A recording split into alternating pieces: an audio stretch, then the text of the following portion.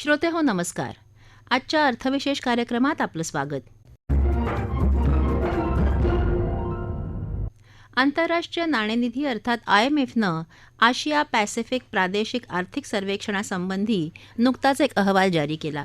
सध्या जगभरात असलेल्या आर्थिक मंदीसदृश स्थितीच्या पार्श्वभूमीवर जारी करण्यात आलेला हा अहवाल भारतासह आशिया पॅसिफिक क्षेत्रासाठी महत्त्वाचा मानला जात आहे. IMFनं मांडलेल्या अहवालाचं स्वरूप, त्याची वैशिष्ट्य आणि भारताच्या दृष्टीनं त्याचं महत्त्व अशा सर्वंकष बाबींवर तज्ज्ञ व्यक्तींनी केलेलं विवेचन आपण आजच्या अर्थविशेषमध्ये जाणून घेणार आहोत. श्रोते हो, गेल्या आर्थिक वर्षाच्या तुलनेत चालू आर्थिक वर्षात आशिया पॅसिफिक क्षेत्राचा विकास 4.6% वाढणार असल्याचं आंतरराष्ट्रीय नाणेनिधीनं नुकत्याच आशिया पॅसिफिक प्रादेशिक आर्थिक सर्वेक्षणासंबंधी जारी केलेल्या अहवालात म्हटलं आहे. आंतरराष्ट्रीय नाणेनिधीचा प्रसिद्ध झालेला हा पहिलाच अहवाल नाही आहे. वर्ष 2023च्या प्रारंभीच IMFनं जारी केलेल्या आणखी एका अहवालात युक्रेन युद्ध, महागाई, व्याजदरात वाढ आणि चीनमधलं कोरोना संकट अशा विविध स्वरूपाच्या कारणांमुळे जगात आर्थिक मंदी निर्माण होईल असा इशारा दिला होता. ती स्थिती आज अगदी खरी ठरल्याचं चित्र असताना IMFच्या या नवीन सर्वेक्षण अहवालाचं महत्त्व पुन्हा विशद झालं आहे. आशिया पॅसिफिक क्षेत्रासंबंधी जारी केलेल्या या अहवालाचं स्वरूप आणि वैशिष्ट्यांविषयी ज्येष्ठ अर्थतज्ज्ञ उदय तारदाळकर यांच्याकडून जाणून घेऊया. वित्तीय वर्ष 2023साठी नुकताच आंतरराष्ट्रीय नाणेनिधीने काही आपला अहवाल सादर केला. त्या अहवालामध्ये प्रामुख्याने जर एक गोष्ट लक्षात घेतली तर जागतिक दर जो आहे, वाढीचा दर, तो मात्र ह्या वर्षी अपेक्षा जी होती की जागतिक दरामध्ये वाढ होईल, पण तिथे थोडी निराशा आहे. जागतिक वाढ येत्या वर्षामध्ये 3.4चा पहिला अंदाज होता, प्राथमिक अंदाज, पण 2008 साली मात्र तो 2.8% असायची शक्यता आहे.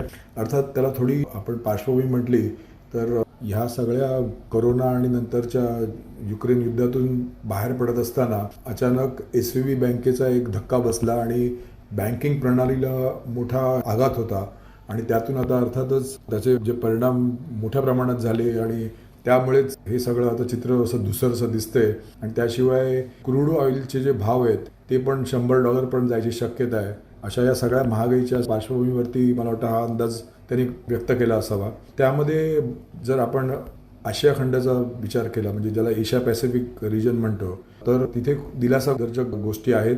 सर्वप्रथम म्हणजे एकूणच जागतिक जी व्यवस्था आहे, जी वाढ होणार आहे, त्याच्यामध्ये चीन आणि भारताचा सिंहाचा वाटा असणार आहे. आशिया खंड जवळजवळ 70% या वाढीला पूरक ठरणार आहे. त्यात चीन साधारण 34.9% आणि भारत 15.4% एवढं त्याच्यामध्ये त्यांचं कॉन्ट्रीब्युशन असेल. आणि एशिया पॅसिफिकचा जर विचार केला तर एशिया पॅसिफिकमध्ये जी वाढ होणार आहे ती साधारण 4.6% असणार आहे, जी मागच्या वर्षी 3.8% होती. म्हणजे जागतिक विकास दर जरी खाली येत असला तरी एक महत्त्वाची गोष्ट म्हणजे आशिया आणि पॅसिफिक ह्या क्षेत्रामध्ये मात्र ही वाढ चांगली होणार आहे. अर्थात या सगळ्या पार्श्वभूमीवरती अजून एक गोष्ट त्यांनी उल्लेख केला की महागाईचा जो भस्मासूर आहे अख्ख्या जगामध्ये, तो साधारण 8.7% होता जो सरासरीचा, तो आता 7%वर येण्याची अपेक्षा आहे. आणि या सगळ्या गोष्टींमध्ये भारताचा जर विचार केला तर आपल्याला माहितीच आहे की भारत ही सर्वात वेगवान धावणारी जागतिक व्यवस्था आणि डिजिटायझेशन असेल किंवा एकूणच जे आर्थिक शिस्त भारताने बाळगली त्यामुळे भारत त्याच्यात नक्कीच कॉन्ट्रीब्युशन करत आहे.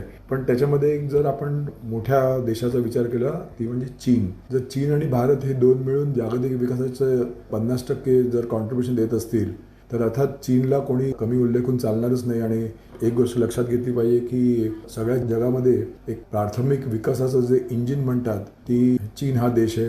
तिकडे असलेली लोकसंख्या आणि उत्पादकता या दोन्ही गोष्टींच्या पार्श्वभूमीवरती उत्पादकता जरा या मंदीच्या पार्श्वभूमीवर जरी कमी असली तरीसुद्धा चीनमध्ये आता सर्व व्यवहार सुरळीत व्हायला लागलेले आहेत. आणि त्याचाच हा परिणाम दिसतोय की चीन मोठ्या प्रमाणामध्ये जागतिक व्यवस्थेला आणि अर्थात एशिया पॅसिफिकला हे कॉन्ट्रीब्युशन करणार आहे.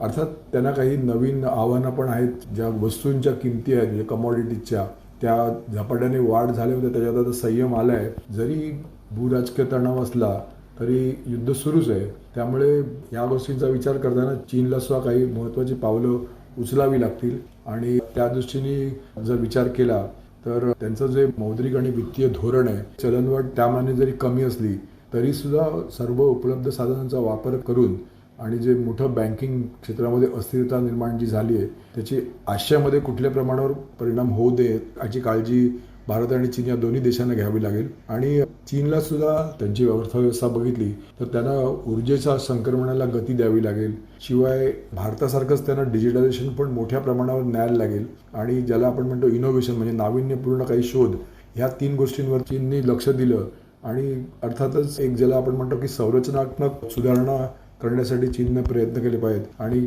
ह्या गोष्टींचा जर चीननी सातत्याने या सुधारणांना जर प्राधान्य दिलं तर नक्कीच भारत आणि चीन ही आपण म्हणू की एक डबल इंजिन असेल या सगळ्या जगाचं की जे पुढे घेऊन जाईल. आणि वर्षानुवर्ष आपण बघितलं तर लोकसंख्या हा एक कॉमन फॅक्टर आहे भारत आणि चीनमधला आणि आता भारताने जरी चीनला मागे टाकलं तरी चीनची लोकसंख्या ही काही इतर देशाच्या तुलनेत अजिबातच कमी नाही आहे. त्यामुळे जे कन्झम्पशन इकॉनॉमी आपण नेहमी म्हणतो की जे उपभोक्ते आहेत ते जास्तीत जास्त वस्तूंचा आणि सेवांचा जो फायदा घेतात त्यामुळे एकूणच जी उभारी मिळते कुठल्याही देशाला तर चीनमध्ये त्यांची जी लोकसंख्या आहे त्यांनी असंच या पार्श्वभूमीवरती कन्झम्पशन चालू राहिलं पाहिजे. अर्थातच त्यासाठी त्यांच्या हातात पैसा खेळला गेला पाहिजे आणि ह्या सगळ्याला गती देताना चीननी जर मोठ्या प्रमाणात अशा सुधारणांना प्राधान्य दिलं तर मला वाटतं जे सातत्य चीननी आत्तापर्यंत असं राखलंय ते त्यांना राखायला मदत करेल. आणि एकूणच विचार केला तर एक ज्याला आपण सप्लाय चेन म्हणतो सगळ्या जगातील की जेव्हा अस्थिरता येऊ शकते ती अस्थिरता पण कमी करण्यासाठी चीननी जर प्रयत्न केले तर मोठ्या अंशाने कमॉडिटीजचे प्राइसेस पण ताबूत राहतील आणि एकूणच जगाला भारत आणि चीन हे एक दिलासा ठरतील यात काही शंका नाही. श्रोते हो, आंतरराष्ट्रीय नाणेनिधीनं या अगोदरही जागतिक आर्थिक स्थितीविषयक अनेक अहवाल जारी केले आहेत. फेब्रुवारी 2023मध्ये जारी केलेल्या अहवालात चालू वर्षी जागतिक विकासात भारताचं योगदान 15% राहील असं सांगण्यात आलं होतं. विकसनशील राष्ट्रांच्या यादीत अव्वल स्थानी असलेल्या भारतीय अर्थव्यवस्थेची घोडदौड वेगानं सुरू आहे हे नव्यानं जारी झालेल्या अहवालावरून पुन्हा एकदा सिद्ध झालं आहे. त्यामुळेच आंतरराष्ट्रीय नाणेनिधीनं जारी केलेल्या अहवालाचं भारताच्या दृष्टीनं मोठं महत्त्व आहे. याविषयी ज्येष्ठ अर्थतज्ज्ञ आनंद कुलकर्णी म्हणतात, गेल्या आर्थिक वर्षाच्या तुलनेत चालू आर्थिक वर्षात आशिया पॅसिफिक क्षेत्रात विकास 4.6% वाढण्यात आंतरराष्ट्रीय नाणेनिधीचा अंदाज आहे. भारत आणि चीन नेतृत्वाखालील आशिया पॅसिफिक क्षेत्राचा विकास 2022च्या 3.8% तुलनेत यावर्षी 4.6% वाढण्याचा अंदाज आहे, असे आंतरराष्ट्रीय नाणेनिधीने म्हटलेलं आहे. भारत व चीन या 2 देशांकडे त्यांच्या अर्थव्यवस्थेला उभारी आणण्यासाठी पूर्ण जगाचं लक्ष केंद्रित असणार आहे. त्याचं मेन कारण म्हणजे आपलं पॉप्युलेशन आणि मिडल क्लासचे जे इकॉनॉमिक सिनारिओ आहेत ते ठरू शकतील. टेक्नॉलॉजी आणि इनोव्हेशनमध्ये भारत कुठेही मागे पडत नाही आहे. बायोटेक्नॉलॉजी, नवीन रिसर्च ह्या सगळ्या दृष्टिकोनातून भारताचं कॉन्ट्रीब्युशन देशासाठी प्रचंड चांगल्या प्रमाणात राहणार आहे. जर इकॉनॉमिक ग्रोथ आपण म्हणू तर आपण मेजर प्लेयर्सपैकी एक असं म्हणता येईल.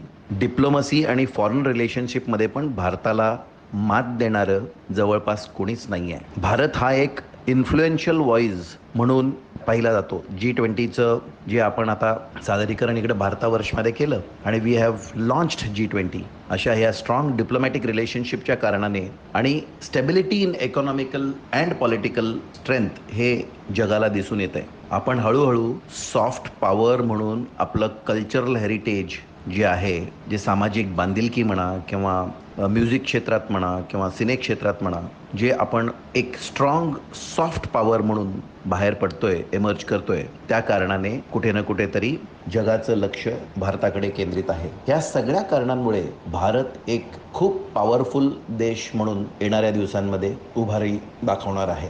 डिजिटल ट्रान्सफॉर्मेशन पूर्ण जगभरामध्ये आज डिजिटल मनी ट्रान्सफरच्या दृष्टिकोनातून एक साधा तळागाळातला व्यक्ती पण आणि श्रीमंत व्यक्ती पण हे दोघंही तितक्याच तत्परतेने आणि सक्षमतेने डिजिटल टेक्नॉलॉजीचा वापर करतायत. भारताचा GDP पण खूप छान पद्धतीने आणि फास्ट ग्रोईंग दिसतोय. मित्रहो, येणाऱ्या दिवसांमध्ये भारत व चीन ह्या दोन देशांमध्ये एक सचोटीचं युद्ध म्हणायला हरकत नाही किंवा वर्चस्वाचं युद्ध म्हणायला हरकत नाही, हे पाहायला मिळेल. पण जर चायना आणि भारत एकत्र आले आणि ह्या जगाला एक आर्थिक दिशा दाखवली, तर मला असं वाटतं की ह्या दोन देशांपुढे कुणाचंही चालणार नाही. उत्पादकता ह्या क्षेत्रामध्ये पण भारत खूप छान पद्धतीने कॉन्ट्रीब्यूट करू शकतो. ह्या अनसर्टनिटीच्या वातावरणात भारत एक आशेचं किरण म्हणून नक्कीच देशाला मार्गदर्शन करू शकतो. भारत सक्षमतेकडे अग्रेसर होत आहे, हे ज्या वेळेला मी म्हणतो त्याच्या मागे सबळ कारणही अवेलेबल आहे. आपल्याकडे यंग पॉप्युलेशनचं प्रमाण भरपूर आहे, नॅचरल रिसोर्सेस प्रचंड प्रमाणात आहेत, स्किल्ड वर्कफोर्स आणि इकॉनॉमिक रिफॉर्म्स ज्या पद्धतीने भारतामध्ये होत चाललेले आहेत त्याच्याकडे पण बारकाईने आपलं गव्हर्नमेंट पाहत आहे. इकॉनॉमिक रिफॉर्म्सच्या दृष्टिकोनातून जर आपण म्हणू तर GST सारखी टॅक्स योजना, सर्वत्र एकच टॅक्स लागावा अशा पद्धतीने, इन्सॉल्व्हन्सी आणि बँकरप्सी कोड सारखे लीगल रेमेडीज जे बिझनेसेसना मदत करतात बंद करण्यासाठी किंवा वाढवण्यासाठी, वृद्धिंगत करण्यासाठी, ह्या सगळ्या गोष्टी, ईज ऑफ डुईंग बिझनेस, व्यवसाय सुरू करणे व चालवणे सोपं करणं, ह्याच्यासाठी जे मार्गदर्शन आहे, ह्या सगळ्या गोष्टी कुठे ना कुठेतरी भारतात आज एक प्राधान्य म्हणून त्याकडे पाहिलं जातं. इनोव्हेशन अँड टेक्नॉलॉजीमध्ये भारताचा हात कुणीही पकडू शकत नाही. स्टेम या प्रकारची टेक्नॉलॉजी म्हणजे सायन्स, टेक्नॉलॉजी, इंजिनिअरिंग, मॅथमॅटिक्ससाठी आज अग्रेसर असं भारत आहे. उत्पादकतेच्या क्षेत्रात जर पाहिलं आपण तर गव्हर्नमेंटचे बरेच पॉलिसीज खूप फेवरेबल होत आहेत स्किल्ड मॅन पॉवरसाठी. इंटरनॅशनल ट्रेडच्या दृष्टिकोनातून जर पाहिलं तर regional comprehensive economic partnership RCEP ह्यासारखी संकल्पना राबवत आहेत. त्याच्यानंतर comprehensive economic partnership agreement CEPA अशा पद्धतीचे वेगवेगळे इनिशिएटिव्ह्ज आज भारत घेत आहे. इन्फ्रास्ट्रक्चर, एज्युकेशन, हेल्थ केअर आणि इंटरनॅशनल ट्रेड ह्या सगळ्या क्षेत्रांमध्ये ज्या वेळेला काही ना काहीतरी कॉन्ट्रीब्युशन करण्याची क्षमता जर वाढवण्यासाठी भारत देश प्रयत्नशील आहे आणि ह्या सर्व विविध क्षेत्रांमध्ये जर कॉन्ट्रीब्युशन केलं तर मला असं वाटतं की भारताला एक जागतिक महासत्ता म्हणून पोचण्यात काहीही अवघड नाही. श्रोते हो, आंतरराष्ट्रीय नाणेनिधी ही भारतासह जगभरातल्या 190 सदस्य राष्ट्रांचा समावेश असलेली एक आंतरराष्ट्रीय संस्था आहे. जागतिक अर्थव्यवस्थेत स्थैर्य आणण्याच्या मुख्य उद्देशानं कार्यरत असलेल्या संस्थेकडून ठराविक कालावधीनंतर जागतिक अर्थव्यवस्थेविषयक केलेल्या सर्वेक्षणाचे अहवाल प्रसिद्ध केले जातात, ज्यामुळे जागतिक आर्थिक स्थिती कशी आहे हे समजणं शक्य होतं. कोरोनासोबतच गेल्या वर्षभरापासून सुरू असलेल्या रशिया-युक्रेन युद्धाचा फटका संपूर्ण जगाला बसला आहे. त्यामुळे बहुतांश देशांना आर्थिक मंदीचा सामना करावा लागतो आहे. त्यावर नियंत्रण मिळवण्यासाठी अनेक देशांच्या मध्यवर्ती बँकांनी व्याजदरातही वाढ केली आहे. मात्र असं असताना भारतात मात्र चित्र वेगळं आहे. भारत सरकारकडून अवलंबण्यात येणाऱ्या आर्थिक धोरणामुळेच आज जागतिक आर्थिक क्षेत्रात भारताची स्थिती अधिक भक्कम बनली आहे. त्यामुळेच आज जगाला सावरण्यासाठी सुरू असलेल्या प्रयत्नांमध्ये भारतीय अर्थव्यवस्थेचा वाटा मोठा असल्याचं दिसतं. श्रोते हो, याबरोबरच आजचा अर्थविशेष कार्यक्रम संपला. हा कार्यक्रम आकाशवाणी मुंबईच्या प्रादेशिक वृत्त विभागानं सादर केला. संपादक आणि सादरकर्त्या सरस्वती कुवळेकर, निर्मिती राजेश शेजवळे, लेखन आणि समन्वय विनोद देशपांडे आणि निवेदन नंदिनी मथुरे.